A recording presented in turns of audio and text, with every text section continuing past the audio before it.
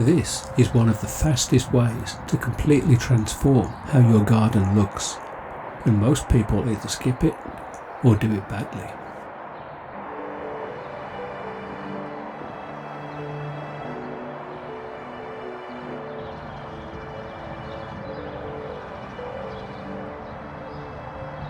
Edging is one of those small jobs that make a disproportionate difference.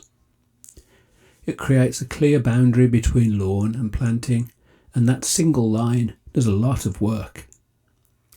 It gives structure, it defines space, and it makes everything inside the bed feel more deliberate, even if the planting itself is quite relaxed. Without it, the garden just sort of drifts. Before you even pick up a spade, the most important thing is the line itself. A simple trick is to use a hose or rope to sketch out your edge. What you're looking for is a smooth, confident curve, something that feels natural when you step back. What you want to avoid is this, lots of small corrections and wobbles. That kind of line will always look accidental, no matter how neatly you cut it. Think fewer, broader curves and trust them. Once you've got your line, edging itself is quite simple, but the details matter. Start by cutting straight down with a sharp spade, following your line as clearly as you can. Then angle the blade slightly towards the bed.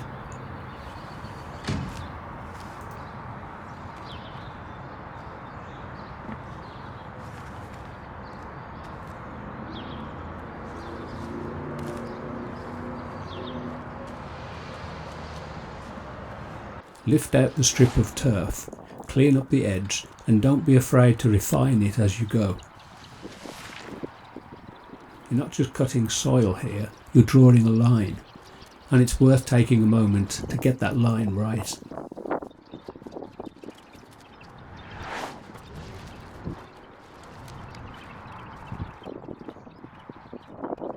And this is important because that angle is what creates the trench.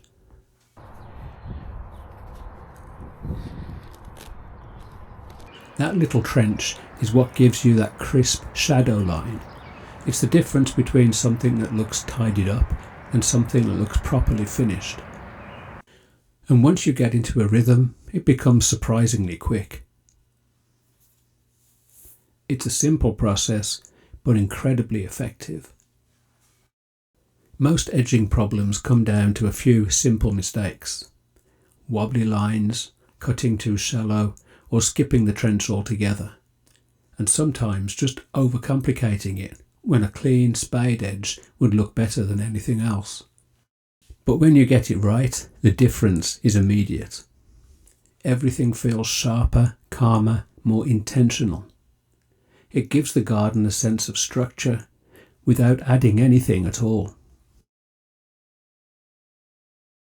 And while we're here working around trees, it's worth mentioning one common mistake.